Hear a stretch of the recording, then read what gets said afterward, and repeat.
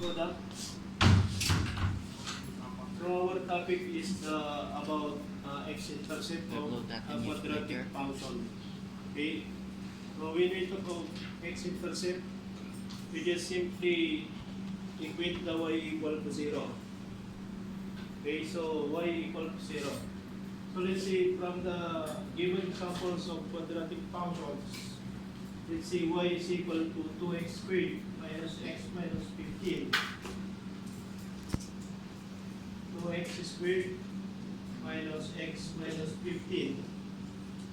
Okay, to solve for the x-intercept of this type of equation, we just simply equate y equal to 0. So 0 is equal to 2x squared minus x minus 15. Now when you solve, let's say by factoring, so since the value k is greater than 1, k is greater than 1, then you need to rename the linear term of the quadratic function. So how to rename the linear term of the quadratic function?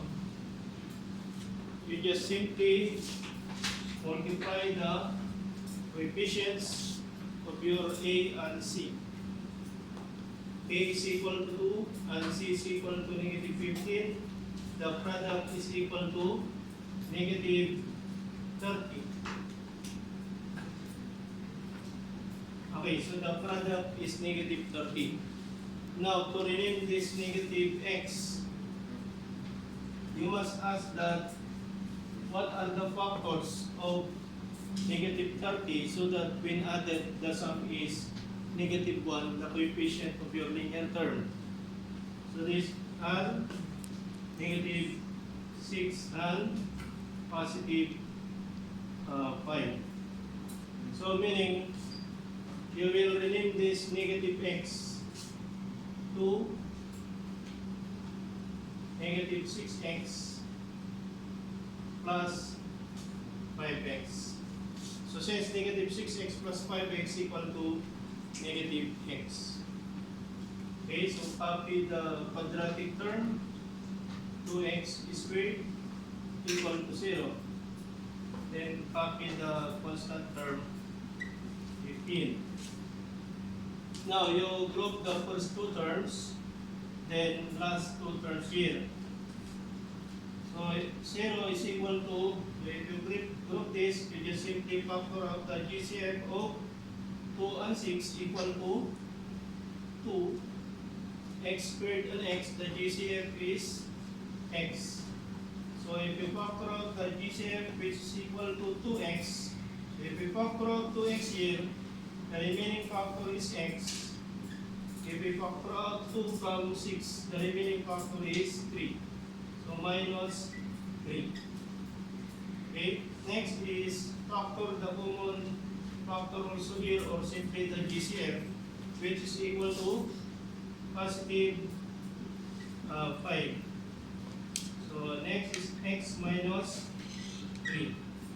So if you factor out 5, the remaining factor is x. Remaining factor here, if we factor out 5, the remaining factor is negative 3.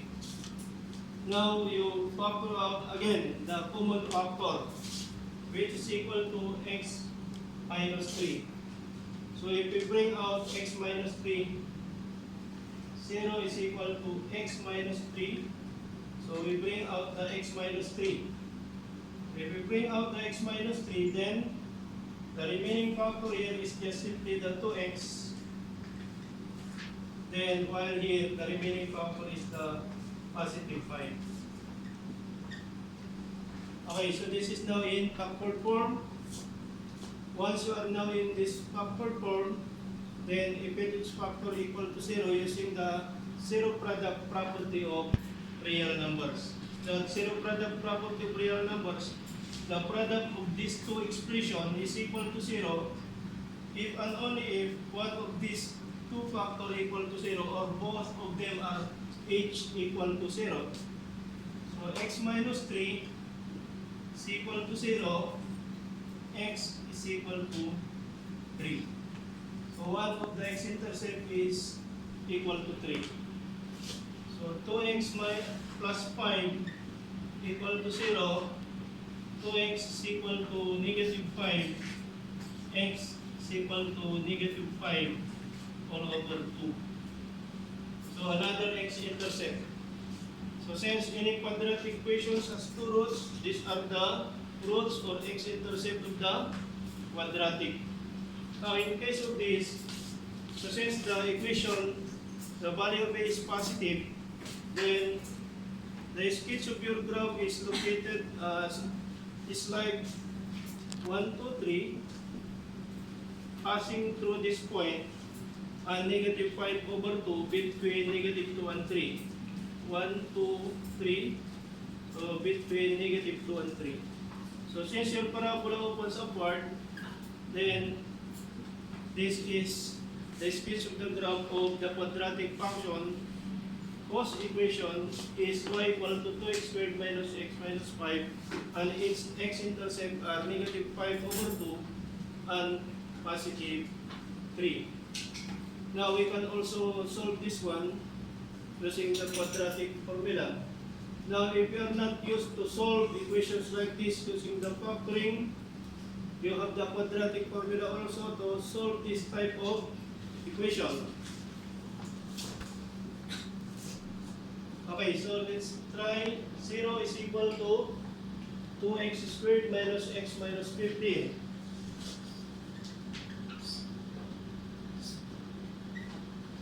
So the value of a here is equal to 2. What's the value of b? B is negative 1. What is c? Negative 15. What is again our quadratic formula? Okay, your quadratic formula is negative b plus minus square root of b squared minus 4ac all over 2a. Okay, any type of quadratic equation, you can use the quadratic formula to solve quadratic equations. Any type, either it is of the form ax squared or quadratic on the linear term or the standard form.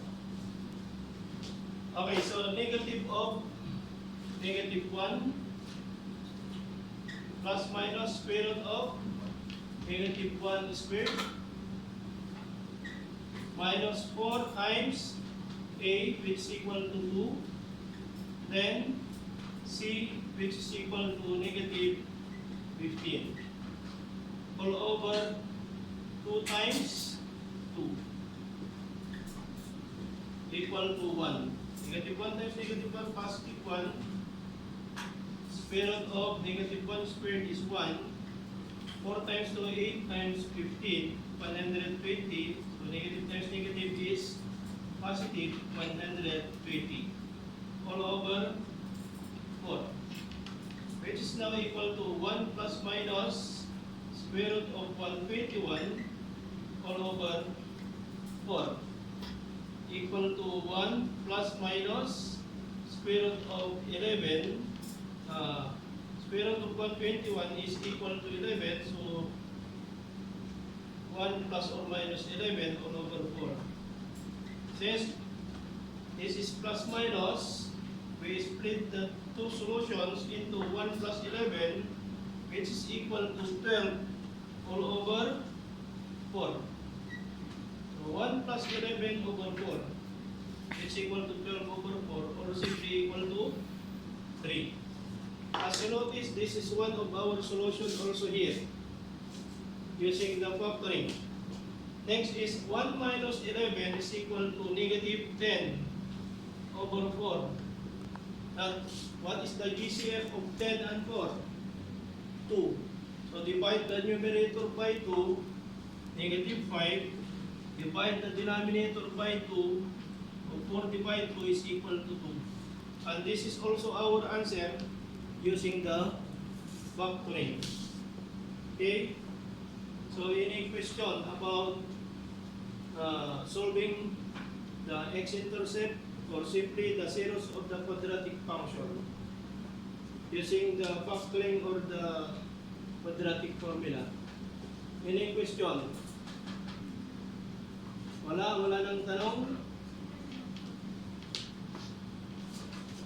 Okay,